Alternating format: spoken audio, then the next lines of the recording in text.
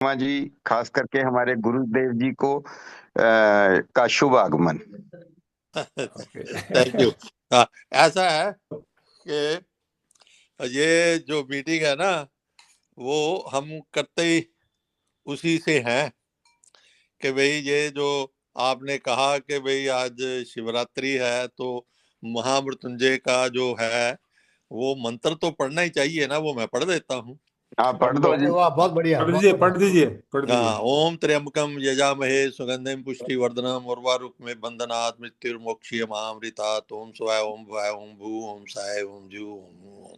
Okay ji, thank you. Very बहुत good. बहुत thank धन्यवाद यू डॉक्टर शर्मा साहब जी, बहुत बहुत थैंक यू। धन्यवाद। ये आशीर्वाद देने के लिए। ये मैंने रिसर्च की है कि ये महामृत्युंजय का जो अपना ये मंत्र है ना, अगर इसका मतलब समझो तो ये स्तुति है कि हमारी लाइफ बड़ी हो, हम्म। हमारा सब ये हो। लेकिन मैंने अपनी रिसर्च में ये देखा कि ये जो अगर आप महामृत्युंजय का जाप एक सांस के अंदर विदाउट लिए और जो संपट लगा के करोगे, तो आपका जो अलोम विलोम करते हो ना, उससे बहुत ज्यादा, मतलब basically it is something which give you the energy. मेरा ये अपना है, मैंने बहुत इस पे काम किया कि अगर एक ही मुश्किल बहुत है, मतलब आप करोगे तो it basically that you keep your lungs away from the oxygen, and that rejuvenates them. So जो आदमी ये 108 दफा कर ले या कर ले, तो उसका जो है डीप ब्रीदिंग जो है वो सबसे ज्यादा होती। This is my U C analysis. Very good, बहुत वेरी अच्छी गुड, बात। वेरी गुड, बहुत कुछ बहुत अच्छा। लॉजिकल, काफी लॉजिकल लगती है जी डॉक्टर साहब। चलो जी, भीम जी शुरू करो। या तो ठीक है, तो अभी भीम जी का स्वागत है यहाँ पर। डॉक्टर शर्मा जी भी आए हैं, बहुत अच्छा है। तो मैंने भी last few weeks I was not consistent actually, sorry for that, I had so many things going on. So Bhim ji आप शुरू कीजिए, and I will further more I will be trying to be more consistent to coming to this meeting. शुरू तो कीजिए। जी, सबका धन्यवाद। सबको फिर शुभ शिवरात्रि की शुभकामनाएं। और ओम तत्सत, ओम तत्सत, ओम तत्सत। तो आज का जो लेक्चर है उसमें सारी ही बातें साधारण होगी, आपको ऐसे ही लगेगा कि ये तो हमें सब पता है। लेकिन संहिताओं में इन सब चीजों का इतना डिटेल से वर्णन किया गया है कि आप हैरान रह जाएंगे। और मुझे भी इसको संक्षेप करने में काफी मतलब प्रयत्न करना पड़ा है। तो जैसे हमने पहले देखा है कि आयुर्वेद का मूल सिद्धांत यही है कि आप शरीर से निरोग रहें, और दूसरा है कि आपकी आयु लंबी हो और सुखमय हो। तो इस सिद्धांत को मद्देनजर रखते हुए हमारे ऋषियों ने, मैंने ये 3 संहिताओं से लिया है: सुश्रुत संहिता, चरक संहिता और वाग्भट जी की संहिता, अष्टांग हृदय। तो अगर आप चरक संहिता में सूत्र स्थान के 20वें अध्याय में जाएंगे, तो वहां पर उन्होंने बताया है कि वात से 80 तरह के रोग होते हैं, पित्त से 40 तरह के रोग होते हैं, और कफ से 20 तरह के रोग होते हैं।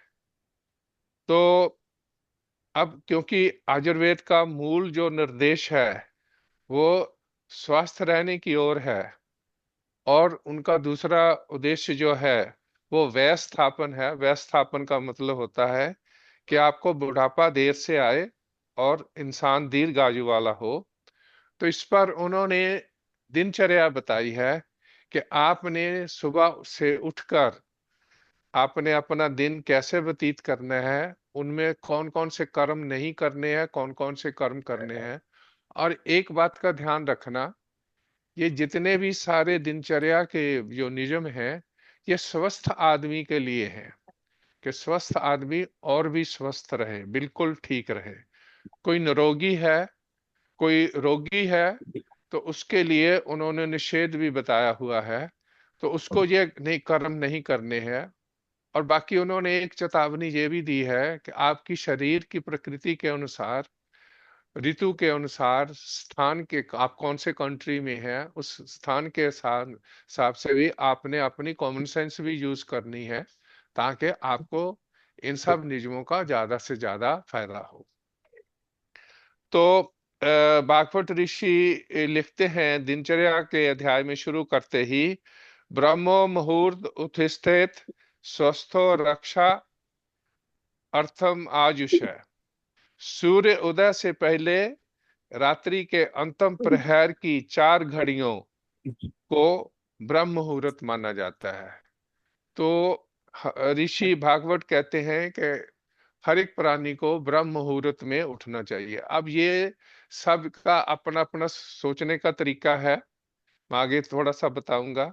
तो एक घड़ी जो है वो 24 मिनट की होती है। तो भागवत ऋषि के अनुसार 1.5 घंटा पूर्व आप सूर्य उदय से उठना चाहिए। और ये जितने भी नियम है, मैं फिर रिपीट कर रहा हूँ, ये स्वस्थ पुरुष के लिए है, क्योंकि बीमार आदमी है तो उसके लिए ये नियम लागू नहीं होता है। सुश्रुत ऋषि ने, जो सबसे पुराने हैं, उन्होंने केवल इतना ही लिखा है कि प्रतिदिन प्रातः काल उठना, इतना ही कहा है। तो अब शरीर जब आप उठते हैं तो उसके बाद में भागवत ऋषि ने फिर लिखा है, शरीर चिंताम निवृत्य कृत शौच विधि स्ततः। उठते ही शरीर की चिंता से निवृत्त होकर, अब शरीर की चिंता क्या है कि जब आप जागते हैं तो आपको महसूस होना चाहिए कि मैं अब उठने के योग्य हूं या नहीं हूं। अगर आप बिस्तर में ही आपकी तबीयत खराब है, फिर आपने कुछ और सोचना है। तो ऐसा विचार करके, यदि वह अपने को, ये बहुत सावधानी से सुनने वाली बात है, यदि वह अपने को दिनचर्या योग्य समझे, तब वह मल मूत्र त्याग करे और दातुन वगैरह जो आगे दिनचर्या है उसको फॉलो करे। तो यहाँ उन्होंने पहले सावधानी दी है कि जब भी आप जागते हैं तो आप उठकर, आपको महसूस होना चाहिए कि मैं उठने के योग्य हूँ, मेरा शरीर ठीक है। और आजकल तो बूढ़े लोगों को ये मॉडर्न साइंस भी कहती है, उठते हो तो जरा 2 मिनट बैठो ताकि आपका बॉडी नॉर्मल हो जाए, नहीं तो चक्कर वक्कर आ गया तो गिर जाओगे। तो ये सावधानी हम सब जो इस उम्र में है उनके लिए विशेष करके है, लेकिन ये सावधानी सबके ऊपर भी लागू हो सकती है। कोई पता नहीं किसी के शरीर के अंदर कैसा है कैसा नहीं है। तो अब इसमें सुश्रुत ऋषि ने सबसे पहला कर्म जो है, सुश्रुत ऋषि ने सबसे पहला कर्म जो बताया है वो दंत धावन बताया है, कि दांतों को साफ करना ये बहुत जरूरी है। और चरक ऋषि ने बोला है कि इंसान को प्रतिदिन, जैसे आजकल मॉडर्न साइंस भी बोलती है, कि आपको 2 बार दांत साफ करने हैं। मतलब उस समय में भी इन सब बातों का ध्यान रखा जा रहा था। तो उसका मतलब ये था कि एक तो सुबह उठ के करो, और एक जब रात्रि का आप खाना खा लिया है उसके बाद में आप दांत साफ करके सो।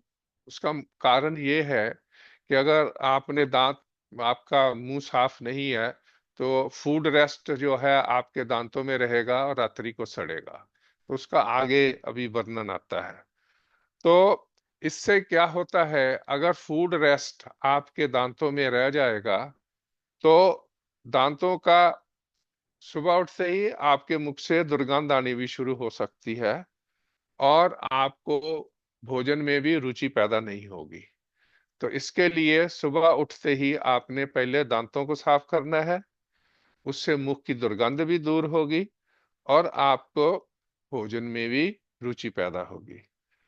अब उसमें उन्होंने दांत साफ करने का निषेध भी बताया है कि किन लोगों को दांत साफ नहीं करने हैं। ये उस समय के लिए ही है जब तक उनकी ये सिचुएशन है। इसका मतलब ये नहीं है कि ये हर रोज ऐसा करना है। तो किसको है कि जिसको अजीर्ण हो, जिसको फूड नहीं ठीक पचा है, जिसको उल्टी आ गई हो, जिसको श्वास का रोग हो, जिसको खांसी हो, जिसको ज्वर हो, जिसको मुंह का लकवा हो, तो हृदय रोग हो, नेत्र में रोग हो, सिर में रोग हो, कर्ण कर्ण कानों में दर्द होता हो, तो ऐसे आदमी को उन्होंने दातुन का निषेध बताया है। तो उसका आगे उन्होंने उसका आगे तरीका भी बताया है कि जिस आदमी को ये दातन वगैरह नहीं कर सकता है, उसको 12 बार मुंह साफ करना चाहिए उंगली से दबा के, अपने मुंह में अपने मसूड़ों को उंगली से खूब साफ करे। तो वो 12 बार जो है जो हम कुरली करते हैं, वो भी एक तरह का दांत साफ करने के बराबर ही है। तो तो उसमें उन्होंने बोला है कि उस आदमी को अगर दातुन ना मिले, अथवा हाँ, वैसे भी अगर उसको दातुन ना मिले या किसी और अवस्था में भी जहां दातुन करना निषिद्ध है, तो उस समय शुद्ध जल से 12 बार कुरली करने से मुख की शुद्धि हो जाती है। लेकिन ये इमरजेंसी में ही करना है, हर वक्त यही नहीं सोच लेना कि अभी बस मैंने 12 बार मुंह साफ कर लिया और काम ठीक हो गया।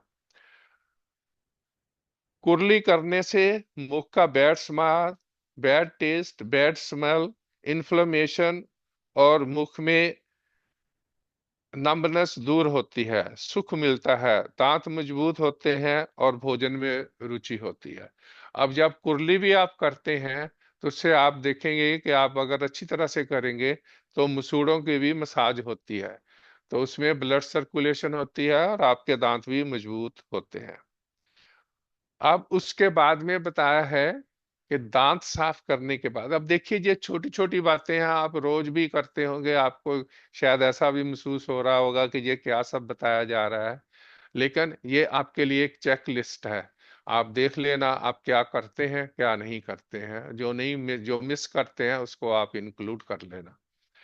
तो उसमें जीवा का निर्लेखन भी बताया है कि दातन के बाद वो कहते हैं, वो जीबी है ना, जैसे जिसको हम जीबी बोलते हैं, लोग तो दातन को ही तोड़ के कर लेते थे।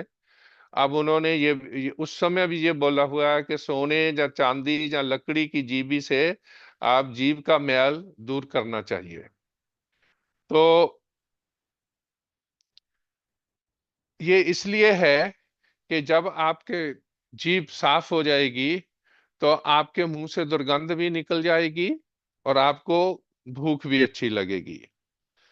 तो यहाँ पर मैं एक वार्निंग देना चाहता हूँ। कई लोग जो है वो दांत मंजन भी करते हैं, और वो भी ठीक है, उसको उंगली से ही करना है। और कई ये मैंने ये खुद एक चीज की है, ये दंत कांति जो रामदेव की यूज की थी, इसको आपने उंगली से ही करना है। अगर आप ब्रश से करेंगे तो ये आपके दांतों का एनामल निकाल देती है, और उससे आपके दांतों में पीड़ा होनी शुरू हो जाएगी। तो ये मैं वार्निंग बताना चाहता था। और मुझे आज तक भी इसकी प्रॉब्लम है, मैं जब भी डेंटिस्ट के पास जाता हूं तो वो कहता है जी आपके लेफ्ट साइड के जो दांत हैं घिस गए हैं। वो घिसने का कारण यही है कि मैंने उसको इलेक्ट्रिक बस से जुरूस किया था, तो उसने वो एनामल जो है वो काट दिया। तो ये भी बात आपने सोच समझ कर करनी है। लेकिन अगर आप नॉर्मल टूथपेस्ट यूज करते हैं और ब्रश के साथ करते हैं तो सब ठीक है। तो अब दातुन में उन्होंने कई तरह के वृक्ष बताए हैं, जैसे करंज, अर्क, आक की भी बताई हुई है दातन, मालती, अर्जुन, ये सब के नाम, इनके नाम दिए, नीम, बबूल, बरगद। और 22 वृक्ष उन्होंने ऐसे बताए हैं जिनकी आपने नहीं करनी है, उसमें रिसोड़े का, रीठे का, इनका निषेध किया हुआ है। तो दूसरी बात जो है, उन्होंने जिस पे ऊपर ज्यादा जोर दिया है कि दांतों में अगर हम ब्रश नहीं करते हैं तो हमारे वो डेंटल प्लेक पैदा होना शुरू हो जाता है। तो ये जो प्लेक है, इससे कैविटीज पैदा होती हैं, गिंगवाइटिस पैदा होती है, और अदर हेल्थ कंडीशंस भी पैदा होती हैं। तो इसको उन्होंने हिंदी में दांतों का मैल कहा है। ये दांतों पर जमने वाली बैक्टीरिया की एक नरम, चिपचिपी, रंगहीन या हल्के पीले रंग की परत होती है। ये प्लक की उन्होंने डेफिनेशन दी है। और ये कैसे होती है कि जब हम कुछ खाते हैं तो मुंह में मौजूद बैक्टीरिया भोजन की शुगर और स्टार्च से मिलकर एसिड बनाते हैं, और ये बैक्टीरिया भोजन के कण, लार और एसिड मिलकर दांतों पर एक परत बना लेते हैं, जिसको हम प्लक बोलते हैं। तो अब अगर आप रोजाना ब्रश करेंगे या दांत साफ करेंगे तो ये परत जो है वो उतर जाती है। और अगर आप नहीं करेंगे तो फिर दांतों की सड़न जिसमें कैविटीज, और मसूड़ों की सड़न जिसमें गिंगवाइटिस और पायरिया, और मुंह से बदबू आने लगती है। और यही जो जो प्लक है, अगर 24 से 48 घंटे से साफ ना किया जाए तो ये कठोर हो जाता है, और ये मॉडर्न भाषा में तार तार में बदल जाता है। और ये तार तार सामान्य ब्रश से नहीं हटाया जा सकता, इसके लिए डेंटिस्ट की जरूरत पड़ती है। तो आजकल यहाँ पर हमारे माउथ हाइजीनिस्ट बन गए हैं, वो उनके पास मैं जाता हूँ साल में 3 बार, वो दांत साफ करते हैं। और इंडिया में ये सोचा जाता है कि अगर आप दांत साफ कराएंगे तो आपके दांत कमजोर हो जाएंगे, तो ये गलत फहमी है। आपको वो दांत साफ करने से आपके उधर बैक्टीरिया वगैरह नहीं पैदा होते हैं, और दांतों की जड़ें जो हैं वो मजबूत रहती हैं। और फिर यहाँ पर यही कहा गया है कि दिन में 2 बार ब्रश करना, कि और जो दांतों के बीच में जो हमारे अंदर खाली स्थान होता है, स्प्लिट होती है, उसको भी आपने छोटे ब्रश से साफ करना, ताकि फूड रेस्ट उसी में ही होते हैं। तो रात्रि के समय सोने से पहले इसको जरूर करना चाहिए। यहाँ डॉक्टर भी ये बताते, मॉडर्न साइंस में भी ये बताते हैं कि इनको साफ करो आप। अब उसके बाद में, जहां तक तो दांतों का था, और उसके बाद में जो दूसरा कर्म है वो मल मूत्र का है। और मल मूत्र का आपने यथाविधि त्याग करते रहना है। जैसे मैंने पहले भी बताया था कि ये सब मल मूत्र एक वेग है, इनको कभी रोकना नहीं है। और जब आप मल मूत्र से निवृत्त हो जाते हैं तो आपको उसके बाद में भूख भी अच्छी लगनी शुरू हो जाती है। उसके बाद में उन्होंने बोला है, आपने, ये बड़ी सिंपल बातें हैं, आपको हैरानगी होगी कि इन्होंने इतनी सूक्ष्मता से हर एक चीज का बयान किया हुआ है। कि मुखमंडल का प्रक्षालन, यानी कि आपने अपने फेस को सुबह चेहरे और नेत्रों को शीतल जल से धोना है। तो इससे उसमें ये होता है कि चेहरे पे रौनक आती है, फेस की जो ड्राइनेस है वो खत्म हो जाती है, रक्त पित्त कृत रक्त पित्त कृत व्याधियां शीघ्र नष्ट हो जाती हैं। मुख और नेत्रों के प्रक्षालन से मुख में हल्कापन की प्रतीति होती है, और आई साइट दृढ़ होती है, उससे आई साइट भी अच्छी होती है। तो इन्होंने वैसे तो ठंडे, मतलब जो नॉर्मल आपका पानी आ रहा है, टैप वाटर, रूम टेम्परेचर के, उसको ही उन्होंने मुख्य माना है।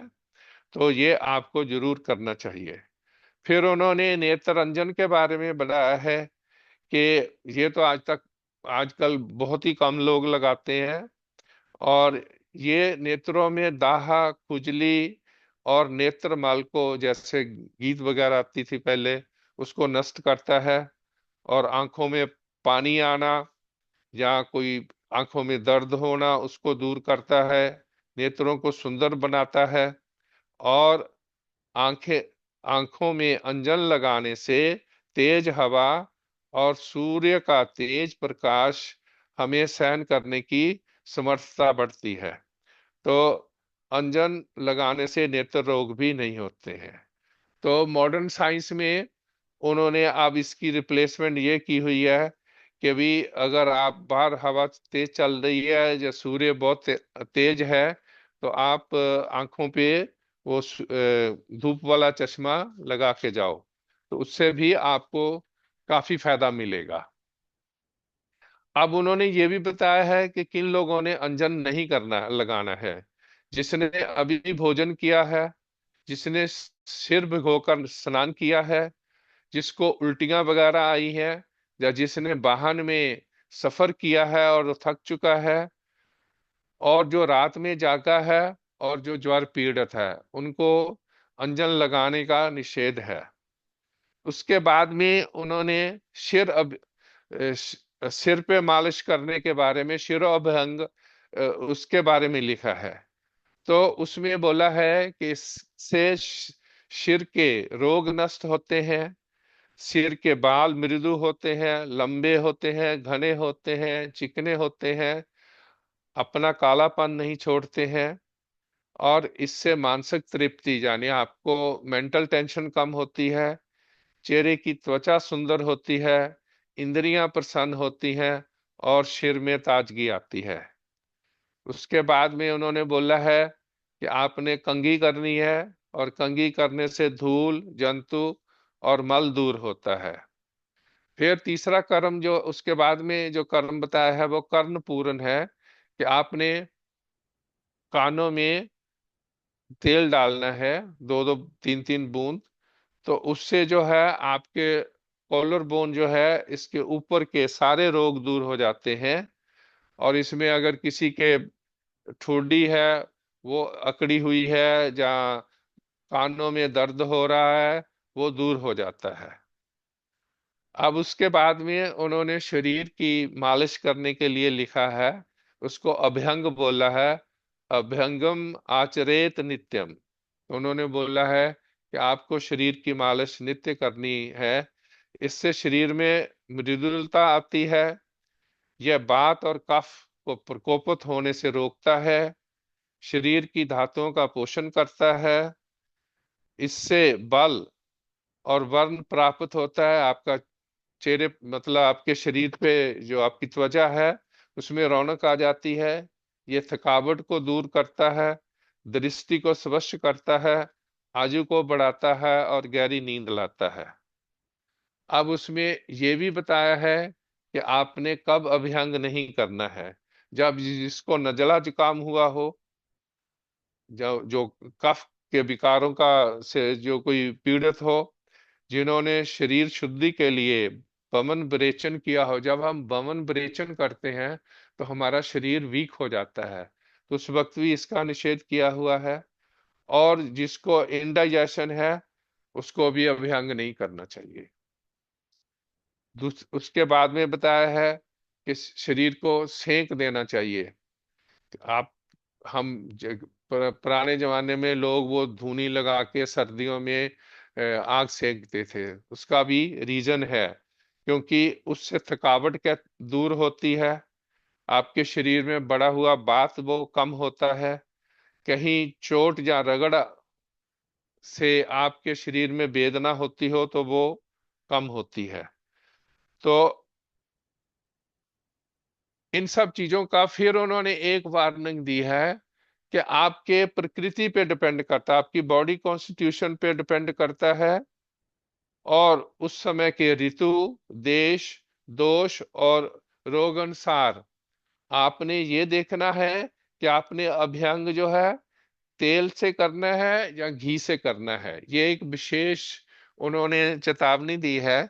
जिनकी जैसे पित्त प्रकृति है, तो उनको सरसों का तेल या तिल का तेल, ये गर्म है, ये सूट नहीं करेंगे।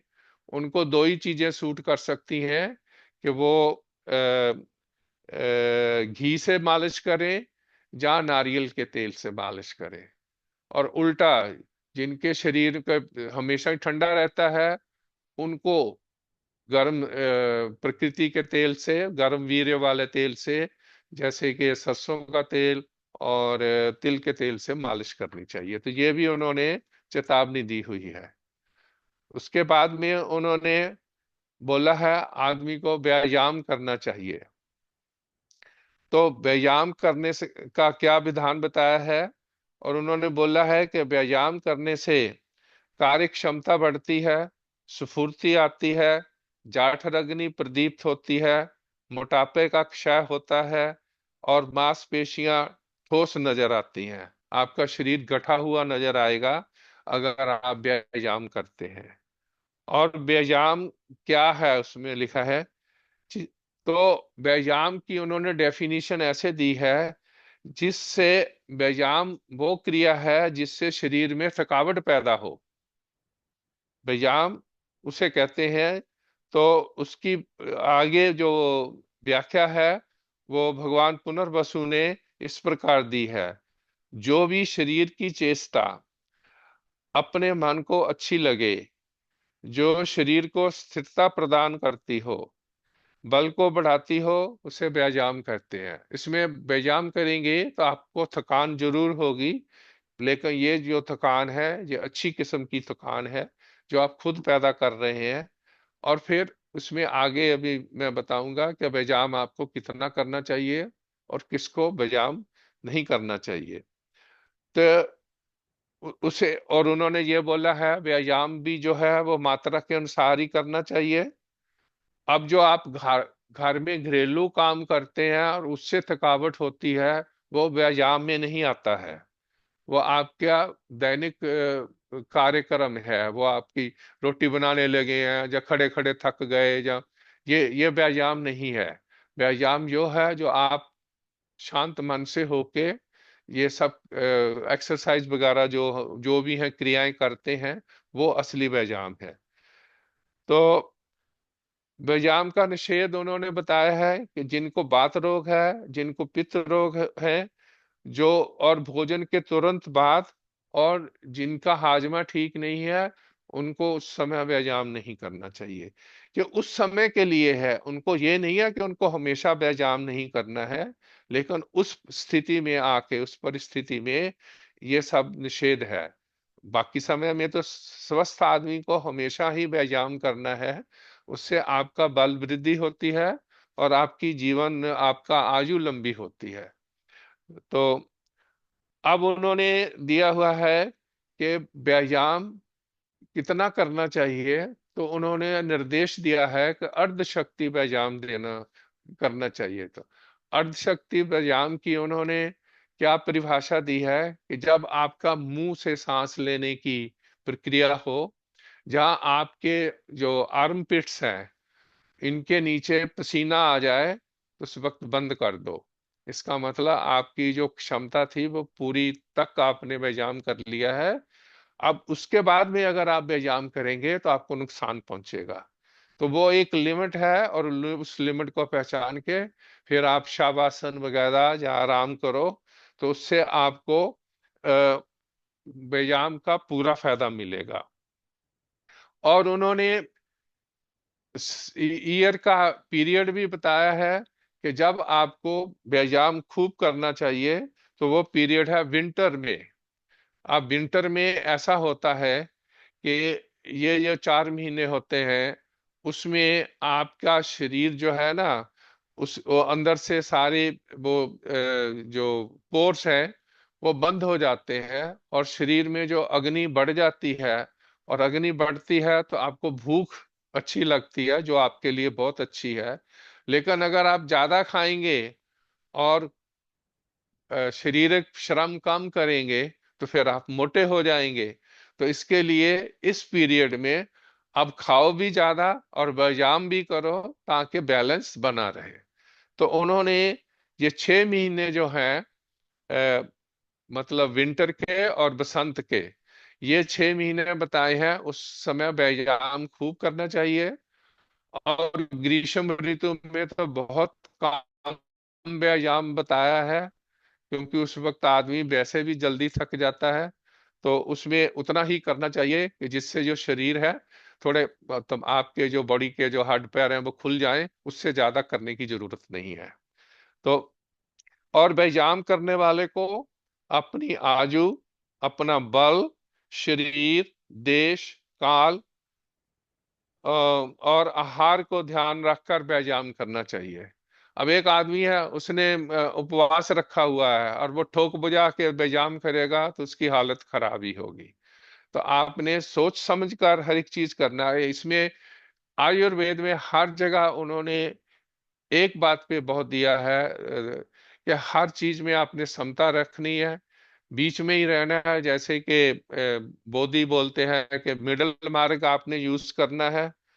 और अगर आप इन सब नियमों का उल्लंघन करेंगे, ज्यादा करेंगे, तो आपके रोग ही पैदा होंगे, फिर वो आपको लाभ नहीं देगा। फिर उन्होंने उद, उद्वर्तन बताया है, जिसको हम बटना बोलते हैं। तो बटना उन लोगों के लिए बताया है जिनका पेट बहुत निकला हुआ है। तो उसके लिए अगर आप वो जैसे शादियों में वो बटना लगाते हैं, आप पेट पे लगाओ तो आपका पेट अंदर को चला जाएगा। तो उससे अंगों में स्थिरता आती है और वो त्वचा को सुंदर बनाता है। फिर इन सब बातों को करने के बाद फिर आता है कि आपने अब शरीर को आपने व्यायाम भी किया। व्यायाम करेंगे तो पसीना आएगा, सब कुछ आएगा। आपने मालिश की, तो मालिश के लिए भी उन्होंने ये बोला है कि तेल जो है शरीर में रचना चाहिए। और मैंने पिछली बार भी बताया था कि मॉडर्न साइंस कहती है कि आधा घंटा वेट करना चाहिए, नहीं तो तेल जो है वो हमारे शरीर के पोर्स में नहीं जाता है। और आयुर्वेद तो कहता है 2 घंटे बैठना चाहिए, लेकिन आधा घंटा भी मतलब उसमें फायदा होगा।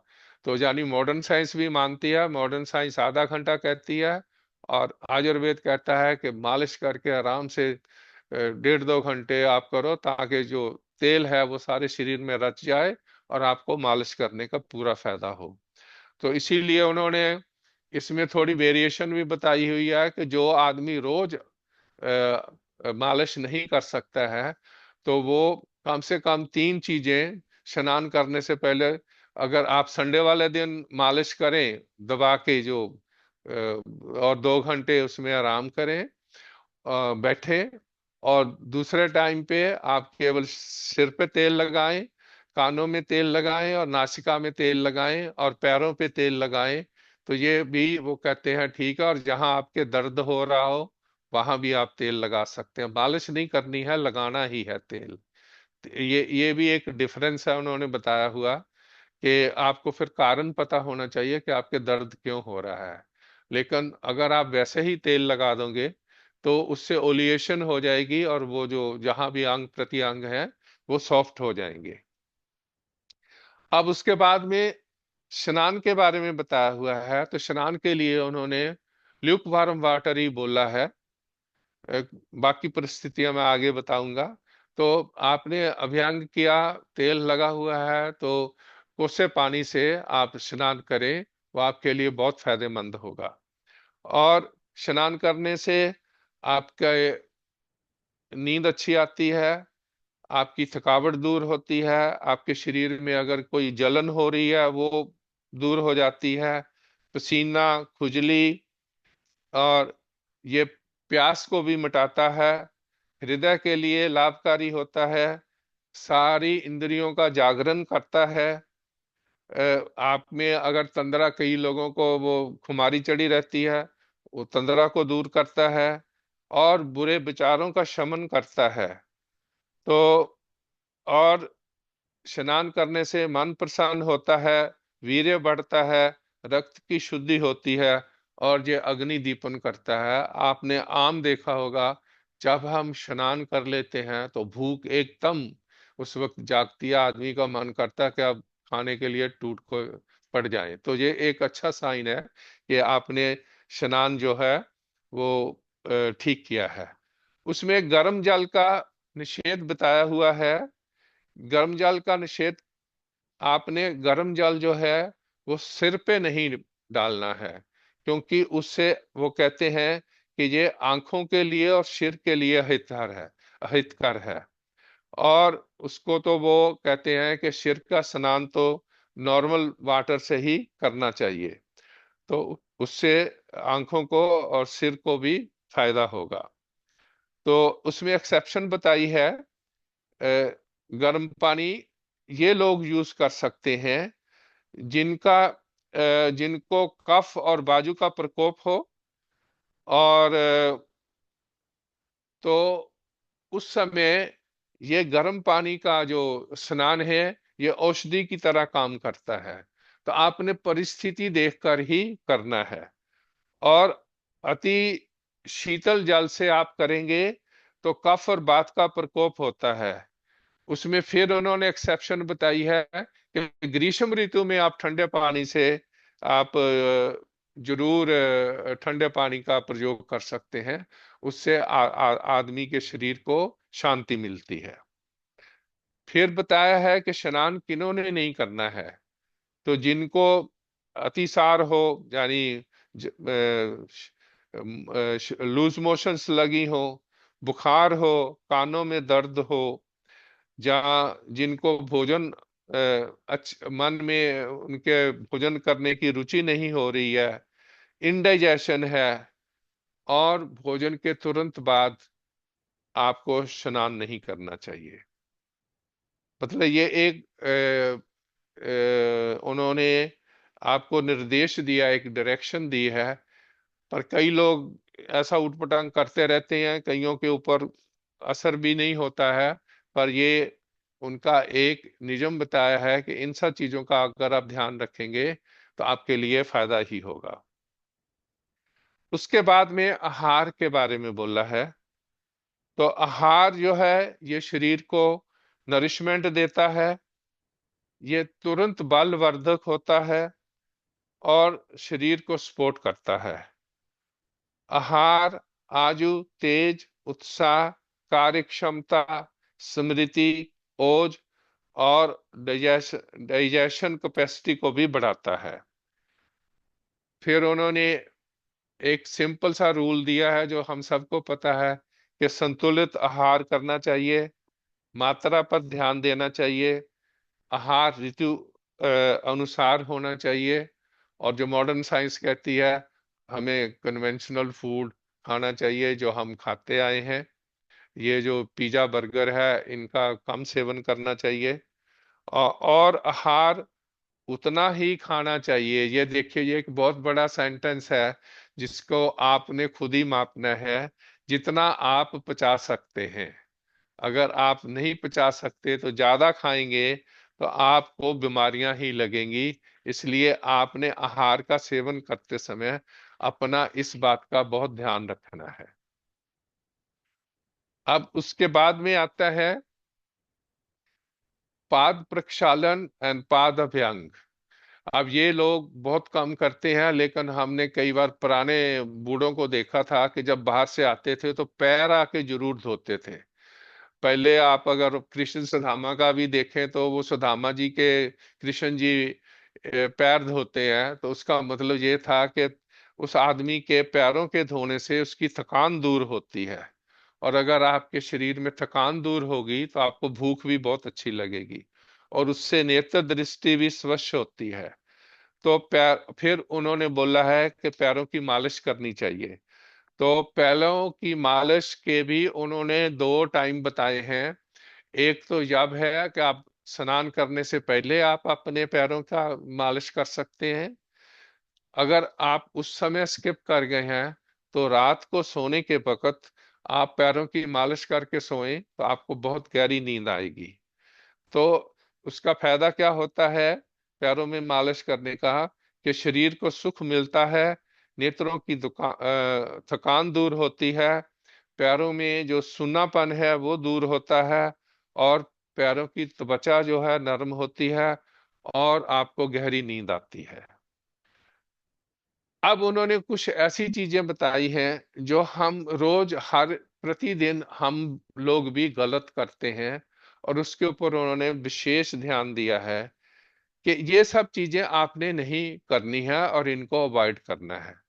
तो वो क्या है? लगातार बैठे रहना, इसको सबसे ज्यादा हानिकारक बताया है। तो मॉडर्न साइंस भी यही कहती है कि 1 घंटे के बाद आप जरा 5-6 मिनट इधर उधर घूमो और हमारी एज के लिए तो खास करके बोला गया है कि हर आधे पौने घंटे बाद आप उठकर जरा चाहे घर में ही इधर उधर घूमो तो आपके शरीर को उससे फायदा होगा। तो अब जब आप बैठते हैं तो उससे आपके शरीर में कफ की वृद्धि होती है, क्योंकि बैठना और कफ का, आराम का और कफ का आपस में मेल है। जब आप ज्यादा सुखपूर्वक जीवन बताएंगे बैठकर या लेटकर, तो उससे आपका कफ बढ़ेगा। इसीलिए वो कहते हैं कि खाने के बाद आपको सोना नहीं है, सोएंगे तो आपकी कफ बढ़ेगी, कफ बढ़ेगी तो मोटापा बढ़ेगा, मोटापा बढ़ेगा तो फिर उससे मोटापे से होने वाली बीमारियां, जिसमें शुगर वगैरह सबसे पहले आती है, वो होने का स्कोप हो जाता है। और इसी के लिए उन्होंने बार बार ये कहा है कि बैठना, निरंतर बैठना नहीं है, इससे शरीर में स्थूलता मतलब ओबेसिटी आती है। फिर बोला है कि अधिक मार्ग गमन भी नहीं करना है, बहुत ज्यादा इधर उधर घूमते रहो, वो भी उन्होंने कहा है। वो कहते हैं कि ठीक है, आप ज्यादा घूमेंगे आपका मोटापा और कफ तो कम होगा, लेकिन जो आपके शरीर की सुकुमारता है, वो आपका जो आउटर लुक, जो सुंदरता है, वो उससे नष्ट होती है। और अधिक मार्ग चलने से बुढ़ापा जल्दी आता है और शरीर दुर्बल होता है। तो उसीलिए उन्होंने हर चीज में सामान्यता लाने को कहा है कि समता जरूर होनी चाहिए, कोई भी चीज ज्यादा मात्रा में नहीं करनी है। अच्छा, और इसके विपरीत उन्होंने बताया है कि आप चहलकदमी से चलो, घूमो फिरो, तो ऐसा करने से आपकी आयु, बल, मेधा शक्ति और जठर अग्नि की वृद्धि होती है। आपको उन्होंने बोला है कि आप जो जो युक्त मात्रा में विहार करेंगे तो आपको ये सब लाभ होंगे, और इससे आपकी इंद्रियां भी जागृत रहती हैं और आप सचेत रहते हैं। आप देखेंगे चुस्त, यानी कि आप चुस्त दुरुस्त रहेंगे अगर आप भ्रमण करते हैं, चलते हैं, लेकिन करना उतना ही है जितना आपके लिए उपयुक्त हो, जितना आपका बॉडी सहन कर सकता हो। उसके बाद में सोने के बारे में उन्होंने लिखा है कि ये कहा है कि पूर्ण निंद्रा स्वास्थ्य के लिए हितकर है, सोना आदमी को जरूर चाहिए। अब इसमें उन्होंने एक जगह ये भी दिया है कि जो लोग शिफ्टों में काम करते हैं, उनका ना ही तो सुबह जागन हो सकता है, उसके लिए उन्होंने एक्सेप्शंस बताई हुई हैं, उसके लिए अलग रूल हैं। लेकिन ये आम उन लोगों के लिए है जो लोग सामान्य, मतलब रात को सोते हैं, दिन में जागते हैं। तो सोने के लिए उन्होंने ये भी कहा है कि आपकी जो शैया है, जिस बिस्तर पे आप सोते हैं, वो सुखप्रद होना चाहिए। अगर वो सुखप्रद नहीं है तो आपको, अब उस वो मैं पढ़ रहा हूं कि अगर आपकी शैया अच्छी सुखप्रद है तो इससे थकान और बात विकार मिटते हैं, शरीर की पुष्टि होती है और आप में धैर्य पैदा होता है। और अगर आप दुखप्रद शैया पे सोते हैं जहां आपको आराम ही नहीं मिल रहा है, तो इसके विपरीत सब कुछ होगा और आपको कोई सोने का वो लाभ जो होना चाहिए वो मिलेगा नहीं। तो उन्होंने ये भी लिखा है कि निद्रा का समुचित समय सेवन करना बहुत जरूरी है, क्योंकि उसी से ही आपको प्रॉपर नरिशमेंट, बल, उत्साह, अग्नि का दीपित होना और तंद्रा का नाश होता है। और उसी की वजह से ही अगर आप ठीक सोते हैं, तभी आपकी शरीर में धातुएं भी धातुओं की भी समता रहती है। तो हमने सबसे पहले श्लोक पढ़ा था ना कि सम धातु और सम मल क्रिया और सम दोषा। तो ये सारा कुछ सम दोष होने चाहिए, मल क्रिया भी सम होनी चाहिए और धातुएं भी सम होनी चाहिए, तभी शरीर बलिष्ठ और बलवान रहेगा। अब उन्होंने अति सेवन का, ये लास्ट है अभी, ये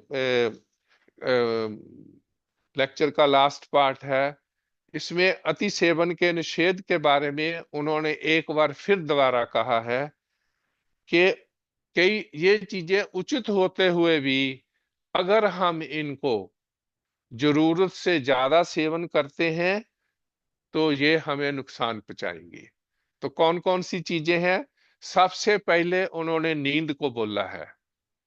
दूसरा, उसके बाद में जागना, लेटे रहना, बैठे रहना, खड़े रहना, टहलना, और सवारी, मतलब आप कार में भी जाएं तो 6-6 घंटे आप कार चलाएंगे तो आप देखेंगे आपका शरीर थक जाता है, टूट जाता है। तो बीच बीच में आपको स्टॉप लेने चाहिए और आराम करना चाहिए। यहाँ भी कहते हैं कि 2 घंटे के बाद आप थोड़ा कहीं रेस्टोरेंट में रुको और बैठ के फिर दोबारा चलाओ। तो सवारी भी अगर आप करते हैं तो बहुत ज्यादा लंबी सवारी, दौड़ना, उपवास करना भी, उपवास के बारे में भी उन्होंने बोला है कि उपवास उतना ही करना चाहिए जिससे शरीर को लाभ हो। अगर आप लंबा उपवास करते हैं तो शरीर में शिथिलता आएगी, आप कमजोर होंगे।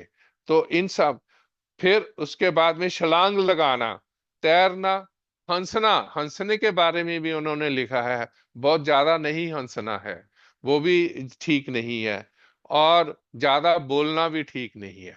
तो इसीलिए मैं अपनी वाणी को विराम देता हूं। तो आप सबका धन्यवाद।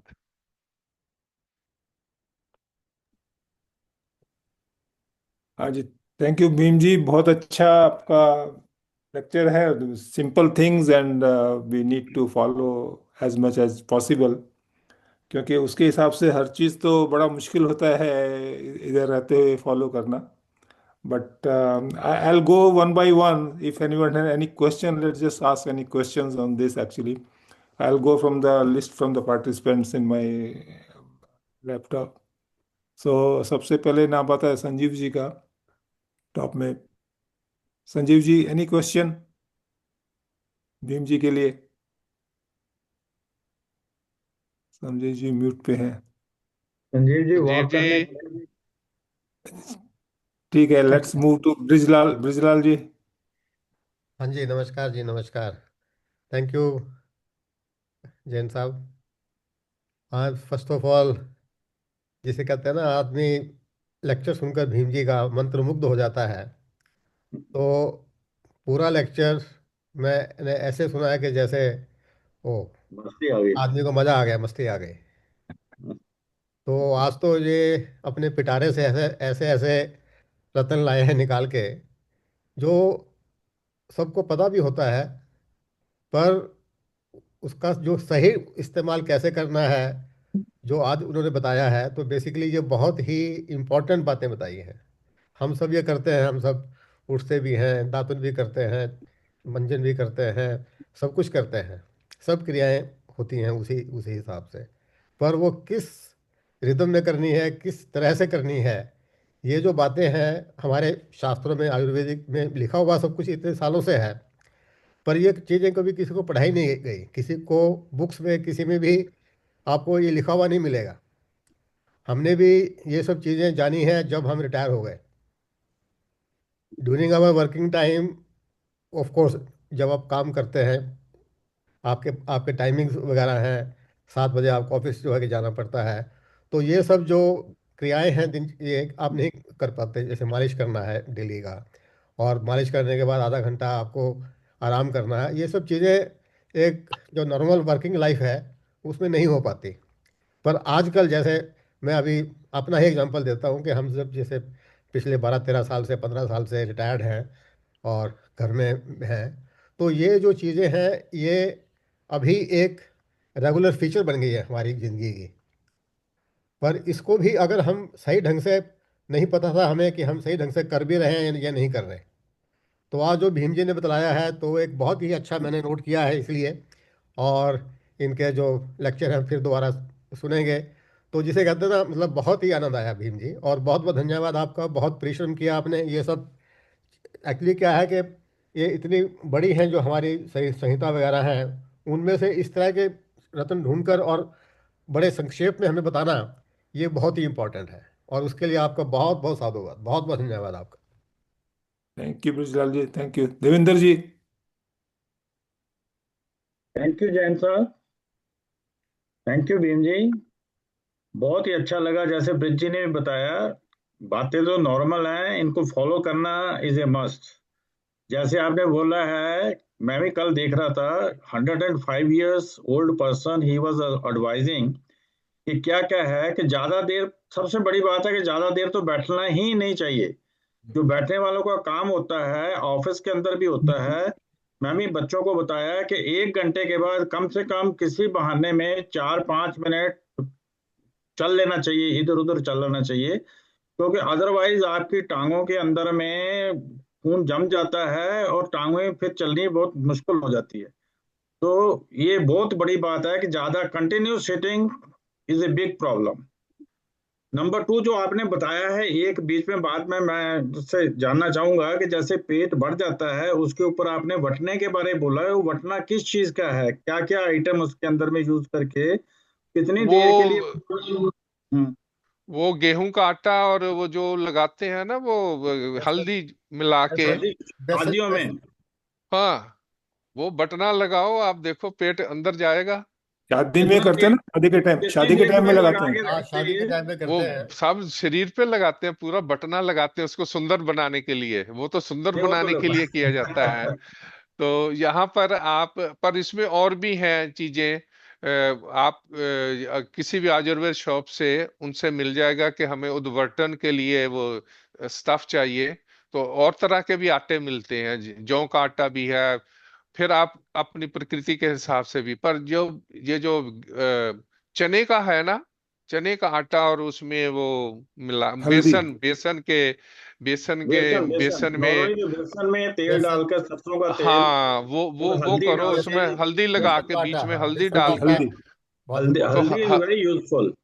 हाँ, हल्दी जो है आपकी जो स्किन के सारे डिजीज और आपकी इन्फ्लेमेशन को दूर करेगी। और जो ये एक्चुअली उसका प्रिंसिपल ये है कि जो बेसन है ना, वो सूखा होता है, तो अंदर से आपकी ना मॉइस्चर वो सक कर ठीक है। लेता है। हाँ, और वो जो तेल है वो उसको, बॉडी को नरम रखता है।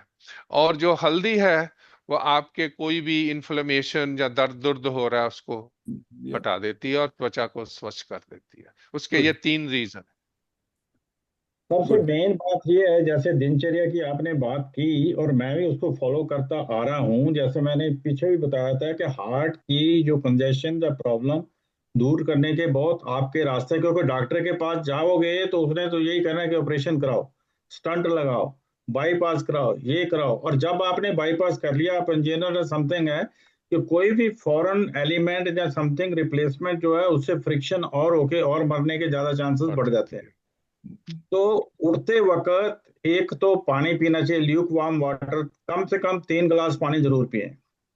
वरना अदरवाइज क्या है कि आधा स्पून जहाँ तो आप हल्दी का एक ल्यूक वार्म वाटर में डाल के रोज सुबह पीने की आदत डाल दें, तो हल्दी जो है ना, turmeric is excellent for all diseases, मतलब ये एक बहुत जरूरी है। मैं तो वैसे शुरू से ही करता आ रहा हूँ कि जैसे 1 चम्मच आप इसका हनी का डालिए उसके अंदर, पानी के अंदर, और आधा नींबू निचोड़ के वो भी पानी जो है, सुबह उठते ही आपको आराम से बैठें, शांति से बैठें, भगवान का शुक्र करें और बोले thank God I have got the new life, क्योंकि जो बीत गया सो बीत गया। तो ये बहुत अच्छी आपने बात बोली है कि स्ट्रेसफुल तो होना ही नहीं चाहिए, अंडर नो सर्कमस्टांसेस हमको पुरानी बातों को सोचना चाहिए। बीत गया सो बीत गया। स्ट्रेस सबसे ज्यादा खतरनाक है, वो आपकी इंडाइजेशन भी करती है, प्रॉब्लम भी क्रिएट करती है। तो देखा गया है कि कभी भी कोई ना कोई घटना तो होती रहती है, क्योंकि हमारे लाइफ के अंदर में कुछ ना कुछ रोज दिनचर्या के अंदर में आ जाता है। और स्ट्रेसफुल आप फील करते हैं कि जो आप चाहते हैं वो होता नहीं, और उसके बारे में सोचते सोचते सोचते सोचते परेशानी हो जाती है। आपने जो बातें बताई हैं बहुत बहुत ही सुंदर तरीके से बताई है, बहुत ही अच्छा लगा है। इसको फॉलो करने से कम जितनी लाइफ है, अब तो हम लास्ट स्टेज में, लास्ट जो हमारा पोर्शन है, अब 75-80 उसी हिसाब से ही बताया जा रहा है जो हमारे बिल्कुल। लिए। क्योंकि ये यंग लोगों के लिए नहीं है ज्यादा, मेरा जो ये जो हमारे पास लेक्चर है हमारे वो हमारे हमारी एज के लिए ही है। हमारे साथ हमारे डॉक्टर साहब भी हैं, शर्मा जी हैं, बड़े अच्छे हैं, बड़े हाँ नाइस है। इनको इनको देखकर तो आज मन प्रसन्न हो गया। इनके साथ हमने काम किया हुआ है। He you know very humorous, he बड़े still प्रेम से। he still और looks very सबसे, young. हाँ जी, He still looks very young. He is youngest amongst all, you know. Anyway, मेरा कहने का मतलब इनके साथ हमारे बड़े क्लोज रिलेशन रहे हैं, इनसे बहुत कुछ सीखा है। इनके अंदर में पेशेंस बहुत है, सुनने की बहुत भावना है, और सबको साथ में टीम, जो टीम स्पिरिट है ना इनके अंदर में, that is the greatness, you know. और रियली इनके दर्शन करके तो हमारा आज का दिन तो धन हो गया, महाशिवरात्रि के दिन। चलिए, तो thank you Devendra ji. Let's move बहुत ऑन, अच्छा लगा लेट्स जान मूव ऑन। साहब, इट्स या सो नाइस। भीम या जी का भी बहुत बहुत शुक्रिया, काफी मेहनत करके इन्होंने बताया। वैसे एक्चुअली हमारे ना यहाँ मंदिर में शिवरात्रि का भी प्रोग्राम है, तो मेरी वाइफ कह रही थी कि पहले वहां जाना है, आज जूम छोड़ दो। लेकिन my priority is the zoom.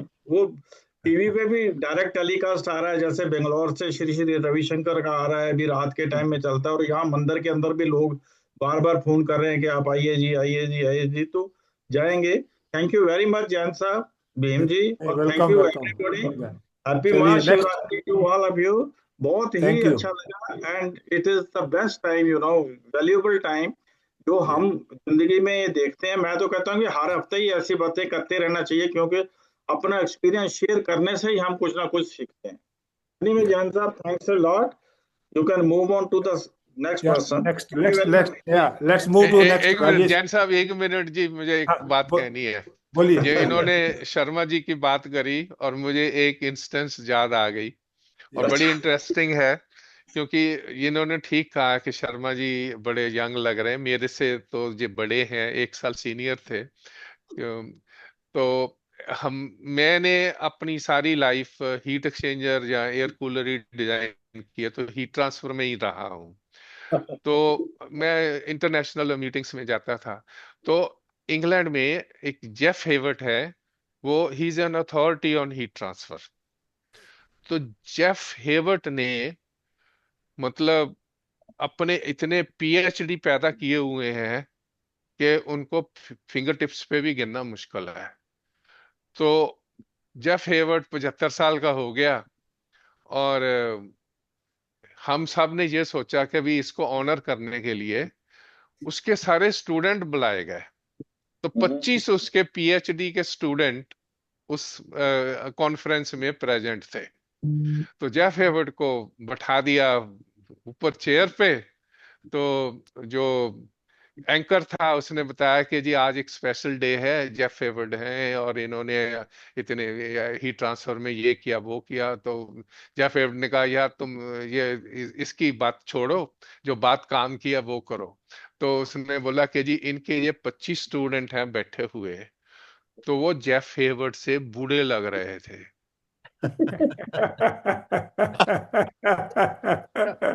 Nice nice. तो अब शर्मा जी बैठे हैं और आप सब स्टूडेंट्स हैं, तो अब आप कंपेयर कर लो आप कैसे लगते हैं। बहुत बढ़िया कहा राइट।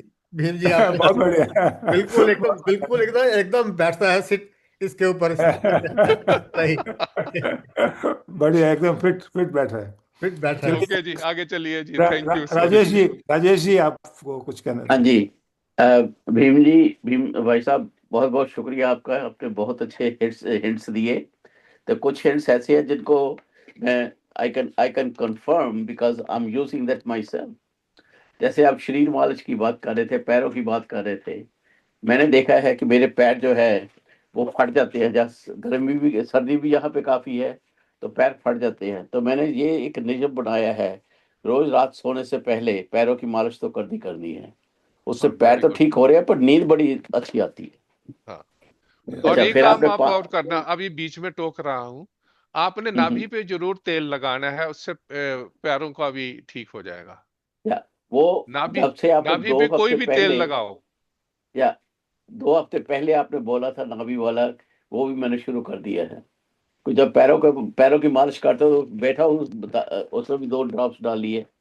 फिर आपने बोला वार्म वाटर पीने की। I know from my family, my grandfather, my father used to drink ਉਹਨੂੰ ਕਹਿੰਦੇ कोसा पानी। कोसा पानी, हाँ। कोसा पानी मैंने भी काफी सालों से शुरू किया हुआ है, पता नहीं कितने साल हो गए हैं मेरे ठंडा पानी पिए हुए। गर्म भी पीता हूँ, पर उसको लुक वार्म भी पीता हूँ, वो भी हेल्थ के लिए अच्छा ही है। तभी तो आपका चेहरा चमक रहा है ना, ल्यूक हाँ वार्म। जी बिल्कुल। Oh my God. ते बाकी कुछ नहीं, these are the things there maybe। कहते हैं ना कि अगर जो पहली उम्र थी उसमें यूज करते, शायद कुछ फायदा होता। इस बूढ़ी उम्र में आकर हम इन बातों को कर रहे हैं। पर जैसे आपने बोला कि वे गर्म पानी से मतलब नहीं नहाना सिर चाहिए, सिर पे मत डालो, वो चीजें अब पता लग रही है। But these are all useful for any age. Thank you for telling us all these hints. Thank you. Nice thank you. Nice. पानी की बात हो रही थी तो भीम जी जैसे सुबह पानी पीते हैं उसमें लेमन या जैसे हल्दी की बात हो रही थी, what is good to add to the water to drink actually? देखिए जी, मैं आपको सच बात बताऊं, ये जो हम्म। बात आ रही है ये आयुर्वेद से नहीं है, हाँ। ये है, ये नेचुरोपैथी से है। आप दो चीजों को मिक्स कर रहे हैं। ओके। आयुर्वेद कहता है पानी पियो जब आपको प्यास लगे, हम्म। लेकिन मॉडर्न साइंस अब ये कहती है, और मैं उनसे एग्री भी करता हूं, ये जो हमारे संहिताएं लिखी हुई हैं, तब हम नेचर में ज्यादा रहते थे। हम्म।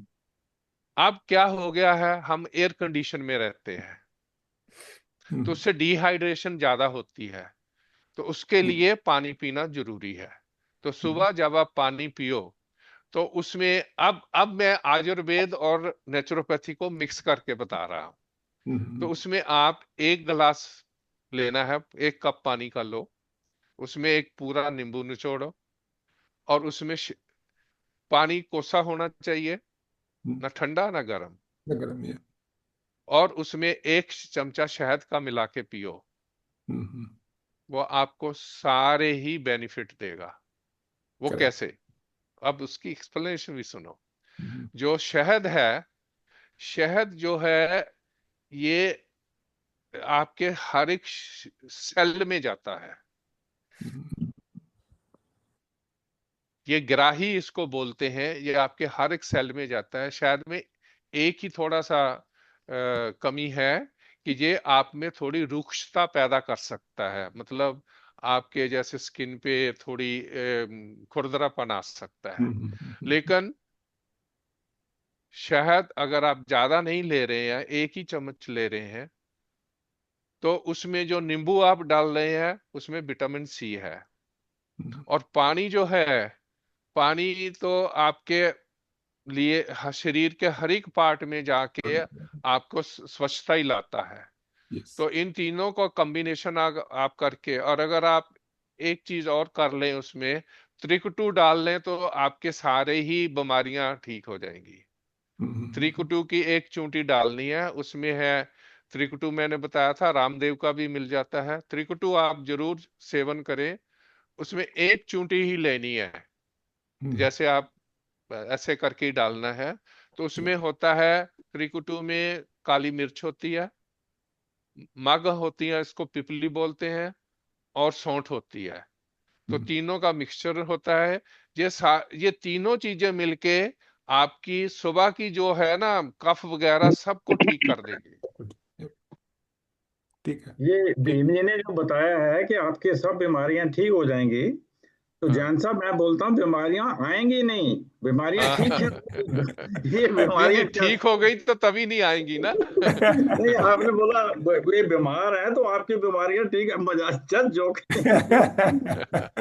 आपने बोला कि या आपकी सब बीमारियां ठीक हो जाएंगी, तो मैं ये कहता हाँ। हूँ कि मैं पिछले 10-15 साल से यही कर रहा हूँ, क्योंकि आई आई टोल्ड कि मेरे हार्ट का स्कॉट्स वाले ने, वहां का जो ट्रेन है, सब पीछे पड़ गए कि आपको तो ऑपरेशन कराना ही कराना है। तो मैंने भी ठान ली कि आपकी बात सुननी नहीं, और मैंने इसको सबको ठीक करना ही करना है विद नेचुरोपैथी और आयुर्वेदिक और something like that. God is great, everything is final best, blood pressure is normal, और बीमारियां का तो जयराम जी की है, चलता है, बहुत अच्छा है। Thank you very much Bhim ji, बहुत अच्छा चलिए, लगा। हमें जस्ट लेट्स मूव ऑन, भाई लेट्स ने मूव पहले ऑन। बोला टाइम बीमारियों। टाइम बढ़ता हाँ जा जी, रहा है। लेट्स हाँ मूव जी, ऑन। हाँ, जरा आई सेड, टाइम का भी जरा ख्याल रखिए। या 9:40 लेट्स मूव ऑन, टाइम बढ़ता जा रहा है। राकेश जी कोई। हाँ जी, हाँ, बिल्कुल जी। सबसे पहले तो भीम जी आपका बहुत बहुत धन्यवाद है। नहीं, अभी एक क्वेश्चन आपने, टाइम है। अभी डॉक्टर शर्मा हाँ, जी भी बात किए हैं, उसके बाद फिर हाँ, आप धन्यवाद करना बाद में। ठीक ठीक ठीक है जी, ठीक है। मैं भीम जी आपसे ये पूछना चाहता हूँ कि अगर नींद ना आए तो क्या किया जाए? आपने कहा नींद पूरी आने निद्रा का ले। सबसे सबसे सिंपल तरीका ये है कि आपने पैरों की मालिश करनी है, अच्छा जी। और दूसरा, थोड़ा घी लेके, घी, आपके केस में शायद घी नहीं चलेगा क्योंकि आपने मुझे बताया हुआ है कि आपको डायबिटीज है, तो इसका मतलब आपकी कफ प्रकृति है। तो आपके केस में आपने तेल से यहाँ पुड़पुड़ियों में ये इधर मालिश करनी है, क्लॉकवाइज और एंटी क्लॉकवाइज। ठीक है जी। और पैरों पे आपने फिर घी नहीं लगाना, आपने तेल ही लगाना है। आप कोशिश करना, ट्राई करके, तिल का तेल, और तिल का तेल ही यहाँ लगाना, और थोड़ा सा सर पे भी लगा लेना। आप ऐसे सोएंगे कि आप, वो कहते हैं ना, घोड़े बेच के सोया हुआ है। राकेश जी, स्पेशली तलवे जो है ना पैरों के नीचे, उसमें हाँ हाँ, उसमें तेल से मालिश जरूर करना, कि that I have found that very helpful in sleeping. Rakesh wonderful. जी मैं बताऊं आपको, बहुत सिंपल और बहुत ही अच्छी बात है, आजमाई हुई बात है। नींद क्यों नहीं आती कि हमारा माइंड जो है बहुत एक्टिव रहता है और भागता है, और माइंड सबसे बदमाश माइंड है। और माइंड को मुट्ठी में रखने का एक ही रास्ता है कि उसको थका दो। आप शवासन में लेटो और डीप ब्रीदिंग करो। और जब डीप ब्रीदिंग करते हो तो आप उसकी ब्रीदिंग को देखो कि मेरी नासिका से, ब्रेन से होते हुए पाँव के नाखून तक मेरा श्वास जा रहा है, और वहीं से फिर वापस बाहर आ रहा है। लंबे गहरे लंबे श्वास लो। माइंड थक जाएगा, माइंड सोचेगा कि ये मेरे को देखता नहीं, तो आपको बहुत अच्छी नींद आएगी रियली। और कुछ ना भी करें, लेकिन रोज सोते समय आप शवासन में लेट के डीप ब्रीदिंग जरूर करनी चाहिए। It is very good and मेरी आजमाई हुई चीज है। मैं, देखिए, यूरिनेशन का मैंने बताया था, मेरा प्रोस्टेट ग्लैंड का ऑपरेशन हुआ है। यूरिन जाने में बार बार जाना पड़ता है, करना पड़ता है, चाहे कुछ भी है। अगर हम ऐसा करने लगेंगे तो रात को नींद आए ही नहीं, और बहुत अच्छी नींद आती है। सोचो मत, होने दो। ब्रेन स्ट्रेसफुल नहीं होना चाहिए किसी भी हालत में। सोचो नहीं कि पैसा कहाँ से आना है, आज किसको रगड़ा लगाना है, ये बातें आप भूल जाओ अब, समझे? थैंक यू वेरी मच जी। चलिए चलिए, तो डॉक्टर शर्मा जी। आपने आपने हाँ, मेरे एक यहाँ पर जरूर लगाना है, वो आपके लिए बहुत जरूरी है। नहीं, वो पहला तो तो ये, लगाएंगे लगाएंगे, आपकी बातें, जो बात तो मानेंगे मानेंगे। हम उसको ये नहीं कहते कि तेल नहीं लगाना। तेल लगाओ, मक्खन लगाओ। वो लोग जैसे मक्खन लगाते थे, अभी तो मौका है मक्खन लगाने का, किसी और को नहीं तो अपने आप को तो कम से कम लगा लो। नहीं तो अभी अभी अभी क्या हो जाएगा, राकेश जी कंफ्यूज हो जाएंगे कि मैं उनकी सुनूं या उनकी सुनूं। से ठीक है, दो, let's move on. Doctor Sharma ji, I doctor have to. Sharma. एक तो मसाज के ऊपर है। आपने कहा कि भाई नहाने से पहले मसाज करो। जब आप नहाते हो तो साबुन लगाते हो, तो वो जो तेल वेल है वो तो सारा निकल जाता है। Is it better to do the oil massage after bath और बिफोर द बाथ?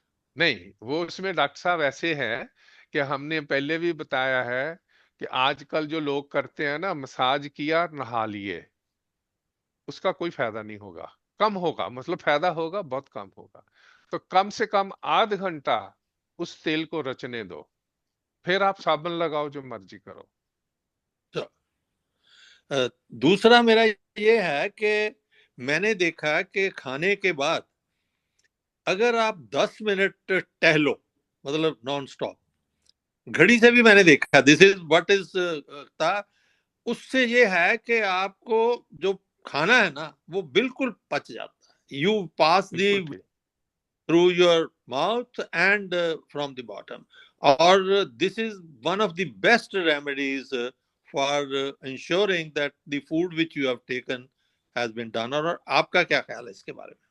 उसमें उन्होंने शाम के खाने में तो जरूर ही लिखा है, उन्होंने लिखा है, जो इंग्लिश वालों ने ट्रांसलेट कर दिया है ना, कि after lunch rest a while, after dinner walk A mile. तो ये कहते हैं 1000 स्टेप लेने चाहिए खाने के बाद, 1000 स्टेप उन्होंने बोला हुआ है। तो वो शाम के खाने को तो वो बिल्कुल बोलते, क्योंकि दिन के खाने के बारे में उन्होंने ज्यादा इसलिए नहीं बोला है कि आदमी चलता फिरता रहता है। और दिन के खाने के बारे में उन्होंने एक ही बात बोली है कि खाना खा के सोना नहीं है। अब उससे क्या होगा, आपकी कफ बढ़ेगी और मोटापा बढ़ेगा। फिर उन्होंने एक उसका सोल्यूशन भी दिया है कि अरे भाई, अगर आती ही है ना तो बैठ के सोमो, ऊंग लो। That's right, that's right. ऊंग ले लोगे, आपका वजन भी नहीं बढ़ेगा और आधा घंटा नींद आएगी और आपका काम भी हो जाएगा। तो ये भी उन्होंने बताया हुआ उसमें, ये उन्होंने एक अल्टरनेट बताया हुआ है किसका। लेकिन शाम के खाने के बाद तो उन्होंने बोला कि खाना, जैसे जैनी है ना, ये सूर्य अस्त से पहले खा लेते हैं, तो वो कहते हैं उस वक्त खा लो और उसके बाद में टहल के जरूर आओ, तब आपका खाना पचेगा। दूसरा मैंने ये देखा है कि एज वी गो ओल्ड हमारी जो थर्स्ट है वो कम हो जाती है, पानी की प्यास कम लगती। तो ये जो शास्त्रों में कहा था कि जो पानी को खाओ और रोटी को पियो, दैट बिल्कुल is way that if what you do is, I have tried it, I always tried it, that you take a gulp of water and like you are eating it, you do it, otherwise आपको प्यास लगती नहीं है, you have to forcefully drink water. उसमें ये बोला हुआ है कि ओल्ड एज में आके जो हमारा ब्रेन फंक्शन है, ये मैंने बात आप आज पहली बार आए हैं, पहले बहुत बार बता चुका हूं कि खाना खाने के बाद आपको तुरंत भूख लगती है, तो ब्रेन गलत सिग्नल दे रहा है, वो कहता है पानी पियो। उसका मतलब है पानी पियो, खाना नहीं खाओ। पानी पीना बहुत जरूरी है। खाने के 1.5 घंटे बाद आप पानी अच्छी तरह से पियो, वो सारा ही आपका जो है फूड जो है अच्छी तरह से डाइजेस्ट हो जाएगा। और एक मेरी आपसे रिक्वेस्ट है कि आप अपने नोट्स को ना अच्छी तरह से प्रिंट करा लो और ये एक बुकलेट बना दो। ये आपकी सबसे बड़ी, क्योंकि ऐसा है कि जब आप सुनते हैं ना तो साथ साथ में भूल ही भी जाते हैं। नहीं, हमने वीडियो बनाते हैं, आप वीडियो पे सुन सकते हैं। वीडियो हर दफा देख के हर का नहीं है, एक पॉइंट वाइज अगर बन जाता है आपके पास तो दैट इज ए परमानेंट वैसे सॉल्यूशन। तो मैंने लिखे हुए हैं, मैंने तो सारे लेक्चर जो है ना अभी कोई सभी लिखे हुए हैं, तो ये मैंने इनको अपने पास रखा हुआ है। पिछले एक बार तो मैंने वो इनका प्रिंट करके वो मेरे को भी भेजा था। मेरे को तो भेज। पर ये डॉक्टर साहब ने बहुत अच्छी बात कही है। वैसे मेरे दिमाग में भी, मेरे जहन में भी आ रही थी ये बात कि जब भी आपके लेक्चर्स की सीरीज पूरी होगी तो मेरे ख्याल में इसको संजीव जी को बोल के, किसी को बोल के इसको प्रिंट करा लिया जाए, या मेरे को भी भेज दीजिए तो मैं भी प्रिंट करा देता हूँ उसको। चलो ठीक है, मैं तो इनको क्योंकि ये इकट्ठे करके आपको बहुत बाई अच्छी, पोस्ट हाँ, भेज बहुत दूंगा। अच्छी बात कही है इन्होंने। और इनको थोड़ा सा एडिट करके अगर आप इसको भेज देंगे तो आई थिंक एक ये रेफरेंस बन जाएगा सबके लिए। और ये बहुत अच्छी बात आज इन्होंने कही, मेरे मन में भी आ रही थी ये बात in fact. Good good, thank you very much. चलिए बहुत अच्छा भीम जी, बहुत बढ़िया है, बहुत मजा आया सुनने में और सब ये डिस्कशन करने में। और सबका अपने वो संजीव जी रह गए। धन्यवाद। संजीव जी, हाँ संजीव जी पहले बोला था, तो संजीव जी है क्या अभी? नेक्स्ट वीक में कर लेना संजीव जी को, छोटा टाइम काफी हो गया है। ठीक है, अच्छा, ठीक है। तो राकेश जी, तो आप क्लोज अप कर दीजिए जो भी आपको बोलना है। हाँ जी, हाँ जी। चलो फॉर्मल राकेश जी, थैंक्स करना है भीम जी का। और आज का जो कार्यक्रम है इसमें तो 4 चांद लगे हैं भीम जी।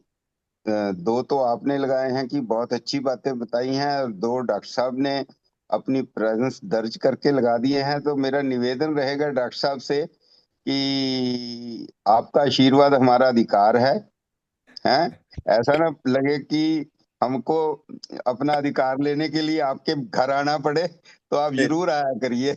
सभी लोग देखो कितने खुश हुए हैं आपके आने से। तो मैं उम्मीद करूंगा कि आप हमेशा आते रहेंगे और आकर के अपने आशीर्वाद और अपने अच्छे विचार और अच्छे सुझाव हमें देते रहेंगे। इसके साथ साथ शिवरात्रि की शुभकामनाओं के साथ सभी को शुभ रात्रि। बहुत बहुत शुभ रात्रि। धन्यवाद। धन्यवाद आप क्या धन्यवाद हैं? बहुत बहुत धन्यवाद धन्यवाद। जी, बहुत बहुत धन्यवाद। Yeah. Thank